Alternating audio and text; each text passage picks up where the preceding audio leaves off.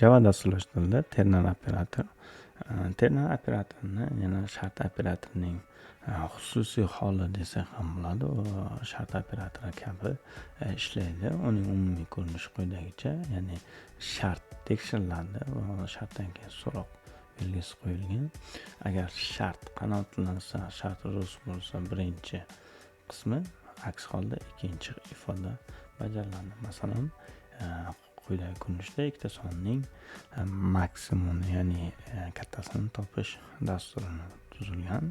Bu yerda int max teng bo'ladi. Agar x katta y dan bo'lsa, demak max qiymati x ga teng bo'ladi. Aks holda y ga teng bo'ladi.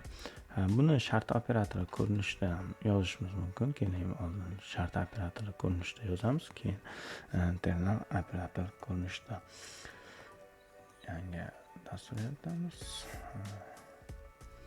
Xo'p, bizga ma'lumotlar kiritish uchun skaner kerak bo'ladi. Skaner, new scanner system in.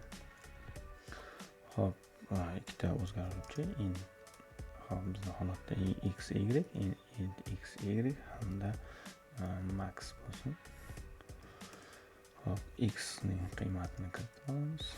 Scanner next int y scanner next int.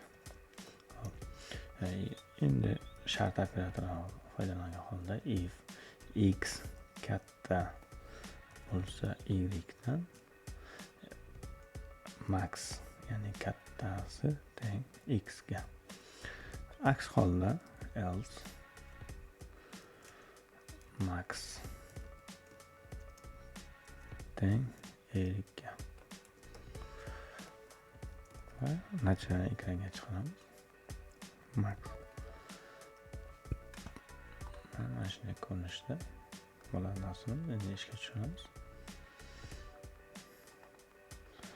Xo'p, aytaylik ximiz teng 4 ga, yimiz teng 5 ga, demak maksimum 5 ga yoki teskari kiritishimiz mumkin. 5 aytaylik 3.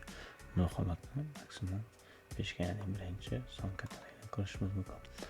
Ushbu ifodani ternar operatori orqali ham qisqa shaklda yozishimiz mumkin. Keyin buni izohga olamiz. Boyagi ko'rinishda yozamiz. Maximiz teng, agar x y dan katta bo'lsa, demak x ni va 2 nuqta qo'yamiz. Aks holda degani bu 2 nuqta y ni qaytaradi. Mana shunday ko'rinishda qilamiz va run bosadigan bo'lsak,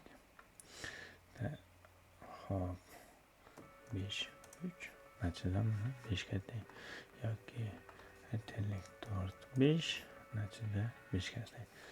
Mana shunday ko'rinishda bo'ladi.